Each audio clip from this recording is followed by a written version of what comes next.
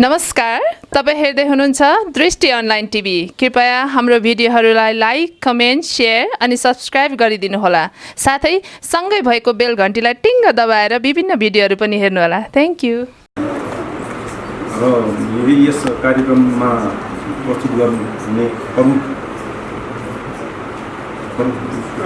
प्रशिक्षकज्यू लगायत मञ्चमा उपस्थित विद्वत वर्गहरू, सहभागी विद्वान साथीहरू, आजको यस कार्यक्रममा वास्तवमा खुसी एउटा धेरै खुसी हुने मध्येमा म पनि पर्छु होला। किनभने हाम्रो म जिल्ला अदालतको न्यायाधीश भएको नाताले र मेलमिलापको कार्यले हामीले जहिले पनि उच्च प्राथमिकतामा राखेर यसमा पूर्ण त्यो लागि पर्ने अवस्थामा हामी हुन्छौँ, यहाँहरूलाई विदितै छ। त यस कार्यक्रमबाट जुन विद्वान सबभन्दा खुसीको कुरा भनिन्छ नि, सुनमाथि सुगन्ध। त न्यायकर्मीको रूपमा यहाँहरू विद्वान कानुन व्यवसायीहरू हुनुहुन्छ भने त्यो मेलमिलाप पनि न्याय प्राप्त गर्ने विभिन्न अल्टरनेटिभ उपायहरूमध्ये एउटा मेलमिलाप पनि पर्ने अवस्थामा यहाँहरूबाट जुन मेलमिलाप कार्य सम्पन्न हुनेछ त्यसले चाहिँ अवश्य पनि गरिमामय स्थान लिनेछ। यस कार्यक्रममा सबभन्दा खुसीको कुरा के छ, मैले त्यो पनि अनुभव गरेको छु। म कुमार शर्मा आचार्यज्यू सायद उहाँले बिर्सिनु होला, म 53 सालमा तुलसीपुरमा कुण्डाजन सरकारी कार्यालयमा सरकारी रूपमा कार्यरत थिएँ र हामी चाहिँ कुण्डाजन अदालतमा बहस गर्न जान्थ्यौँ र उहाँले र म त्यसपछि चाहिँ सौरभ अगाडि हिँडेँ। त्यसपछि हाम्रो कतै सम्बन्ध भएन, तर बेला बेलामा पढिरहन्थ्यौँ यसरी मेलमा उहाँको स्थान छ भन्ने कुरा। त्यसमा बडा खुसी लाग्थ्यो। अब वास्तवमा हाम्रो यस बारका संस्थापक अध्यक्षज्यूबाट पनि कुरा आयो, उहाँको चाहिँ विद्वत्ताको उहाँको व्यक्तित्वले पनि कुरा प्रमाणित गर्छ र म बहुत खुसी छु। उहाँलाई मैले अघि सोधेको थिएँ, सायद हाम्रो परिचय छैन, तर उहाँले सम्झिनु भएन होइन। मैले चाहिँ पहिलेदेखि उहाँलाई सम्झि नै रहेको छु र बेला बेलामा चाहिँ नि यो सार्वजनिक पत्र पत्रिका लगायतमा सम्बन्धित पत्रहरूमा पत्रिकाहरूमा उहाँहरू पढिरहेको हुन्छु। त्यसबाट बहुतै खुसी छ र उहाँले प्रदान गरेको प्रशिक्षणबाट यहाँहरू अवश्य पनि बहुतै लाभान्वित हुनेछ, त्यसमा कुनै दुविधा विवाद छैन। मेलमिलापको बारेमा मैले केही भनिरहनु पर्दैन यसको महत्त्वको बारेमा।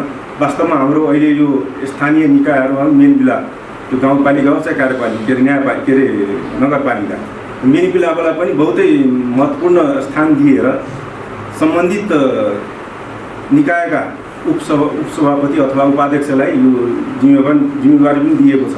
तर त्यो जिम्मेवारी दिए अनुरूप उहाँहरूमा चाहिँ कतै त्यस्तो अनुभव मैले देखिनँ। बहुत अन्यल छ उहाँहरूमा।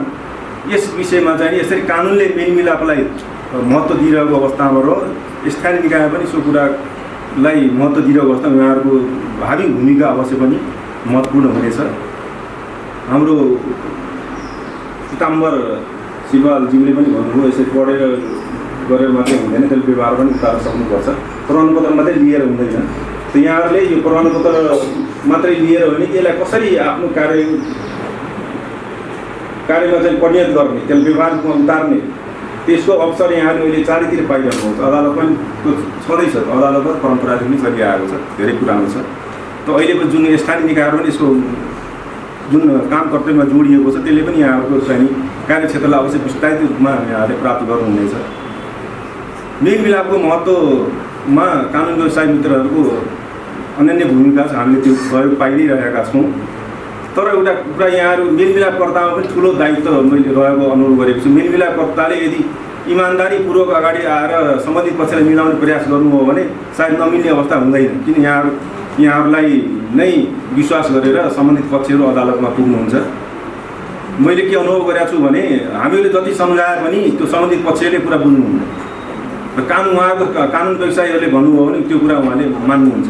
किन कुरा पनि स्वाभाविक हो, उहाँको अदालत प्रवेश गर्दाखेरि त कानुन व्यवसायको माध्यमबाट जानुहुन्छ। उहाँले विश्वास गर्नुपर्ने एउटा महत्त्वपूर्ण व्यक्तिको रूपमा कानुन व्यवसायी नै हुनुहुन्छ।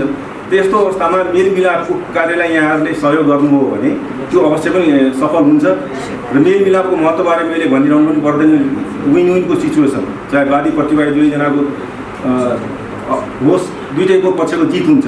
हामीले पनि त्यो कुरा मेलमिलाप कुनै पनि मुद्दा मेलमिलापको रूपमा अगाडि आएको अवस्थामा हामीले त्यो अनुरोध गरिरहेको हुन्छ। हामीलाई भित्री खुसी हुन्छ किन दुईटै पक्ष मिलेर आउनुभएको छ। उहाँहरूलाई चाहिँ उहाँहरूको न्यायको रूपमा न्याय पनि प्राप्त गर्नुभयो र सबभन्दा ठुलो कुरो उहाँको सम्बन्ध पनि यथावत नै रहने भयो।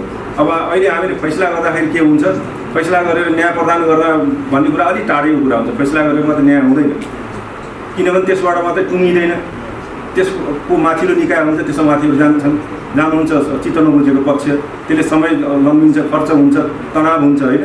मेलमिलापको गर्दाखेरि भित्री एउटा खुसी हामीले प्राप्त गर्छौँ र त्यो खुसीको प्राप्त गर्ने मौका यहाँहरू पनि मिलोस्। यहाँहरूले चाहिँ आफ्नो कार्यमा तथ्यचित्र भएर त्यसलाई अगाडि बढाउनु हो भने हाम्रो न्यायपालिकाले यसमा ठुलो सहयोग प्राप्त गर्नेछ र यस उसमा जुन यहाँहरू सहभागी भएर ज्ञान प्राप्त गर्नुभयो यसमा उहाँलाई सफलता मिलोस्। यस मेलमिलापको तालिम कार्यक्रममा जुन प्रशिक्षकज्यूहरूले गर्नु उहाँलाई पनि म धेरै धेरै हार्दिक धन्यवाद दिन चाहन्छु। अरू भन्ने कुरा मैले त्यस्तो देखेको छैन, तर यहाँहरूको महत्त्वपूर्ण भूमिका छ। हामीहरू पनि यसमा चाहिँ मलाई भित्री खुसी किन छ, यहाँहरू भोलि अदालतमै आउनुहुन्छ, त्यसमा हामीले चाहिँ यहाँहरूको सहयोग दिनेलाई यहाँहरू पनि अनुरोध हामी गर्दछौँ। हामी मेलमिलाप जाने भने कुनै डिक्टेट गर्ने अथवा डाइरेक्सन गर्ने हामी अनुरोध नै गर्छौँ, समिति पक्षलाई पनि बोलाउँछौँ होइन। त्यसकारण यहाँहरू हामीलाई सहकर्मीको भूमिका हामीले लिएका हुन्छौँ, मानेका हुन्छौँ। त्यो परिस्थितिमा उहाँहरू सफलता मिलोस्। उहाँहरूको चाहिँ तपाईँहरू सबै प्रशिक्षार्थीहरूको आउँदो जीवनमा आफ्नो कार्यक्षेत्रमा सफलता प्राप्त गर्नुहोस्। म हार्दिक रूपले यहाँहरूलाई शुभकामना दिन चाहन्छु र मलाई यस कार्यक्रम बोलाएर जुन दुई शब्द बोल्नु मौका दिनुभयो, प्रमाणपत्र हस्ताक्षर गर्ने मौका दिनुभयो, त्यसको लागि म आयोजकप्रति धेरै धेरै धन्यवाद दिन चाहन्छु। र मैले आएको 6 महिनाको अवधिमा यो ललितपुर जिल्लाको बार एसोसिएसनले धेरै क्रिएटिभ भएको मैले अनुभव गरेको छु। हरेक क्षेत्रमा चाहिँ सामान्य कुरालाई पनि पुरा क्रिएटिभ उहाँहरूले अगाडि बढाउनु भएको छ, त्यसैले म धेरै प्रभावित भएको छु। उहाँहरूको यस रचनात्मक कार्यमा आगामी दिनमा अझ चाहिँ प्रेरणा मिलोस्, अभिवृद्धि हुँदै जाओस् भन्ने कुरा भन्दै म आफ्नो 2 शब्द